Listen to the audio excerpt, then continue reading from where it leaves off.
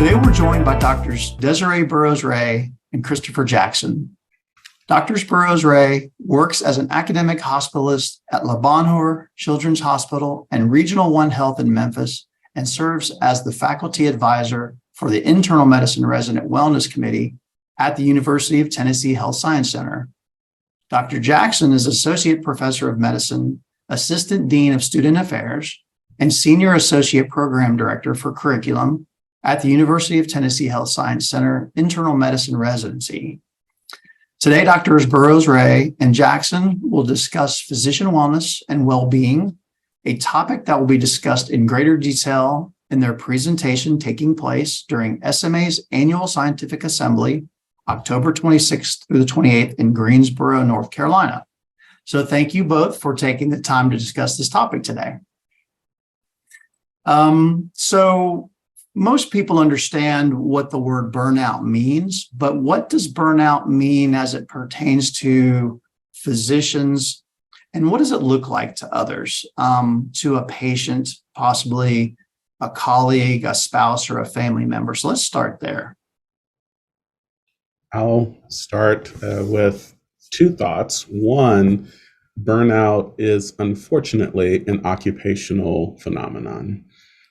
There's a lot of definitions of burnout that center on depersonalization, emotional exhaustion, and how when that is met with the demands of our jobs as physicians to care for patients, sometimes having to hear all day about the problems of others and not being able to consider the problems that we ourselves are dealing with, that is, when burnout can occur.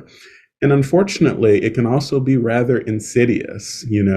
Oftentimes it might be the way that we communicate about our patients. Oh, this is another person coming in because they didn't take their medicine and they're here in a heart failure exacerbation. Not that this is a grandmother that is taking care of her 4 or 5 grandchildren, that is stressed about the realities of financial difficulties, ongoing pandemic. So sometimes the way we talk about our patients can be a way. I think on a personal level, just in a overall angst and intolerance for minor inconveniences in life can also be a manifestation of burnout as well, just noting that you have a shorter fuse. And then for patients, I think it can feel like, normally doc, spend a little bit more time talking to me, or normally they're willing to kind of dive deeper, but today they just seemed a bit short with me. And I'm not really sure why. Did I do something wrong? That would be my response to the question, Dr. Burroughs-Ray. I don't know if you have anything that you would add regarding burnout and its definition, what it looks like. I think you did an excellent job, Dr. Jackson, really addressing the definition and highlighting that this is an occupational hazard that we experience just by being physicians. And I just want to highlight, once again, when you commented on how does that look to others. And I think something that comes to mind is when we talk about patients, even amongst other physicians, and there's this reluctance to spend the extra time at the bedside talking to family to discuss the difficult things, because you recognize that by doing so, you're draining your own energy and that there may not be an opportunity to replace that energy. So you put a wall up to separate yourself from your patient, which is unfortunate because we all became physicians to have that relationship to ensure that our patients receive the best care. But when it comes down to being able to survive the day, sometimes we put up that wall so that we're able to see all of those patients that are in front of us. And for our families, it can seem as if we are apathetic in the sense that we don't have the energy to want to go to the soccer game that's after work, or on the one weekend that you have off to engage, and maybe it's a family vacation because you were just emotionally exhausted or not getting excited about the things that are happening within your family. And all those things are very unfortunate because as we pour into medicine, we expect medicine to pour into us. And sometimes there is that imbalance. And, it's interesting because my perspective is the patient's perspective, since I'm not a physician, obviously, but the physicians that I know and work with, most of them are, I'd say, sort of overachievers. They go through school, they go through residency, they care tremendously about providing care and helping people get well. There are a lot of adversarial types of components with that. For example, the requirement to see a certain number of patients, the hospital administrators or a group practice manager or someone, really driving to push to see more. And so you're not able to go as deep as you want and develop the relationship you want. And it's sort of, I think in all these things I'm hearing you guys talk about, it is sort of creating a scenario where someone who wants to do good and is unable to sort of withdraw. So I think it's probably going to look kind of like that, right? Sort of where you're withdrawing from things and you're not able to mitigate or deal with those sort of things that are going on. So it's almost like you're internalizing and you're isolating yourself. Is that kind of what you see?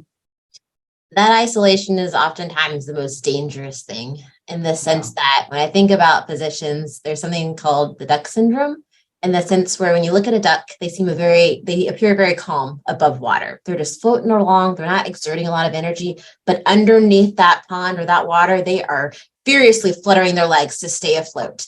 And unfortunately, in medicine, I think there is this expectation that we are all doing difficult things, but we want to make it seem effortless and to be superheroes and not acknowledge the fact that sometimes these things are difficult and we need a break. We need help. And I hope that the pandemic revealed to us that we are all human, and that the only way that we are able to be the best version of ourselves as physicians and outside of medicine is to ask for help and to engage with one another and to not isolate and really make ourselves feel like we're the only one experiencing these symptoms or these thoughts or these feelings, when in reality, every physician I know is experiencing this on some level, whether it's as obvious in all settings. Dr. Jackson, you want to expand on that at all? Yeah, I 100% agree with Dr. Burroughs-Ray. We spoke that burnout is an occupational hazard, but sometimes the response to how to deal with it is put to the person in the occupation and not the system as a whole. And so one of my thoughts is, if a whole bunch of canaries get lost in a coal mine and for some reason they don't come out, unfortunately in medicine, we say, well, we just need to get some more resilient canaries, not maybe there's something wrong with the coal mine and why, these canaries are not coming out of the coal mine.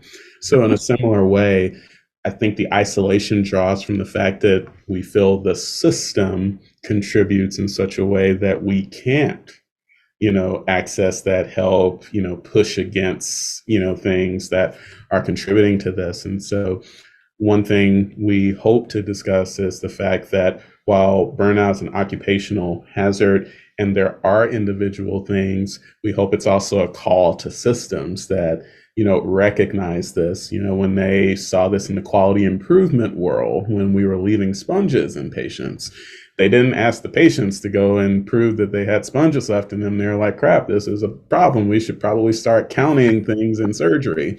Again, a systems levels change to deal with a systems level hazard that cause individual harm.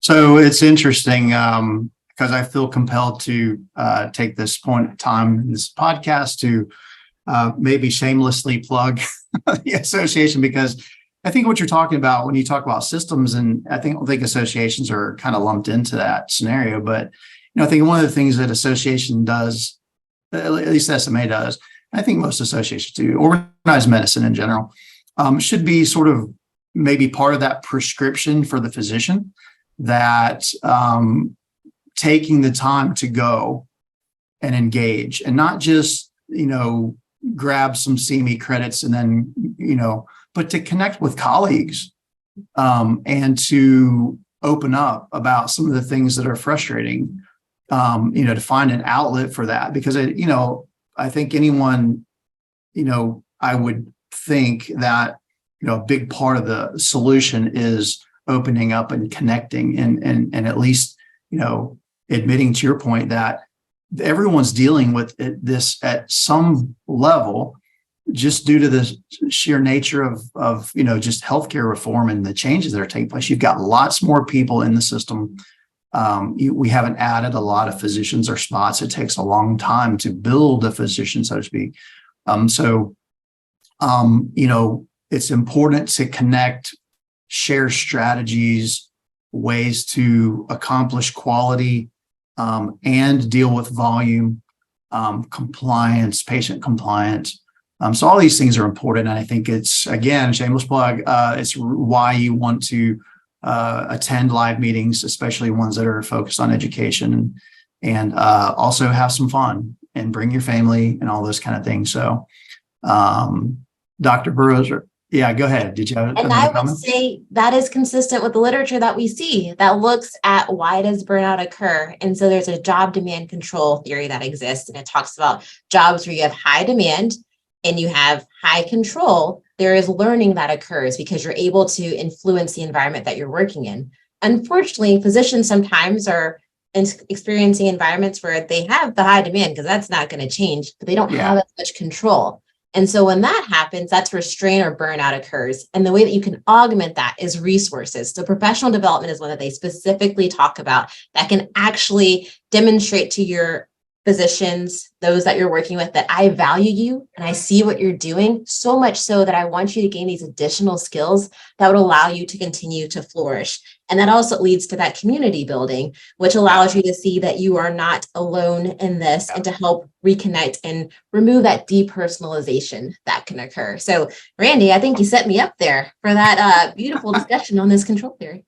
No, look, it's really important. And I think, I just think that probably our cohort, our colleagues, the people that we were, you hear about burnout and you think, that's not me. Or, I'm going to continue with my feet below the water. I'm fine. I'm trucking along. I don't, I'm okay. But I think it's, we can fool ourselves. And I know, A-type overachiever types, that's sort of probably a natural response. But I think that, it's important to reconnect, especially post-COVID now that we're starting to get back into live scenarios again. We're seeing an uptick in interest of people wanting to attend again. I think it's really important for people to get out and come to the meeting this year and reconnect with association societies, people within your health systems, any committee activity involvement, things like that. Any closing thoughts, Dr. Jackson?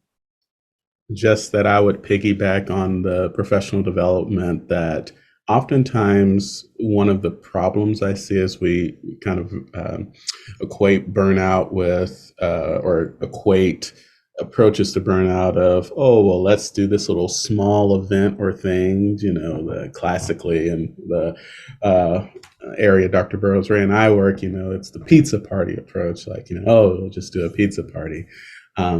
Not recognizing that wellness can look like when there is alignment of activities with value. We saw this in a very simple way with our residents here, where we've been doing some more stuff, for example, in advocacy. And one day they had to actually journey with us 3 hours away and participate in an event on a Saturday. Now, you would think that nobody would necessarily equate that with wellness when they actually did.